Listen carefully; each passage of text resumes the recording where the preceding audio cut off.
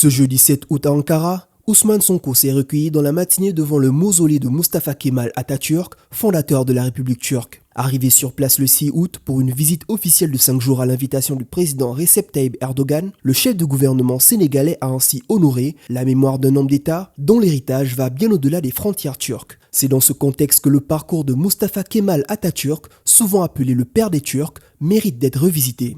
Né en mai 1881 à Thessalonique en Grèce, Mustafa Kemal grandit dans un empire ottoman en perte de vitesse. Formé dans les écoles militaires, il gravit les échelons grâce à ses qualités de stratège. La campagne des Dardanelles en 1915 le distingue comme l'un des défenseurs les plus habiles de l'empire. Au lendemain de la Première Guerre mondiale, les forces alliées imposent leur présence sur les territoires ottomans. De Samsun à Ankara, Mustafa Kemal organise la résistance. La guerre d'indépendance turque aboutit le 29 octobre 1923 à la proclamation de la République. Ankara devient la capitale. Le général victorieux prend la présidence et engage une transformation sans précédent. Dès 1922, le sultanat est aboli. 2 ans plus tard, le califat disparaît à son tour. Les institutions religieuses perdent leurs prérogatives. Les tribunaux islamiques sont fermés. Les confréries soufis sont interdites. L'enseignement coranique cède la place à l'école publique. Les codes civils et pénaux s'inspirent désormais de modèles européens suite à l'abolition de la charia, ou encore appelée loi islamique. La centralisation du culte se fait à travers la direction des affaires religieuses, appelée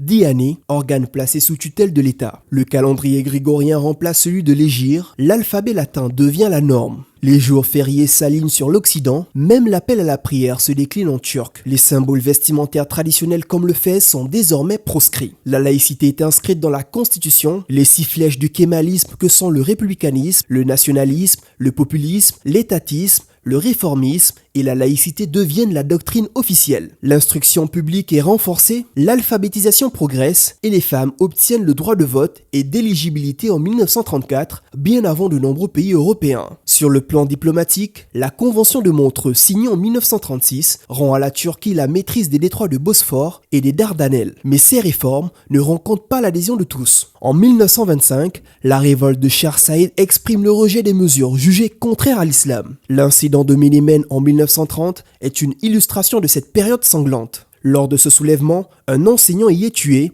et décapité par des islamistes hostiles au nouveau régime. L'action de Mustafa Kemal envers l'islam alimente un débat qui perdure. Officiellement musulman, il défend une vision où la religion relève de la sphère privée.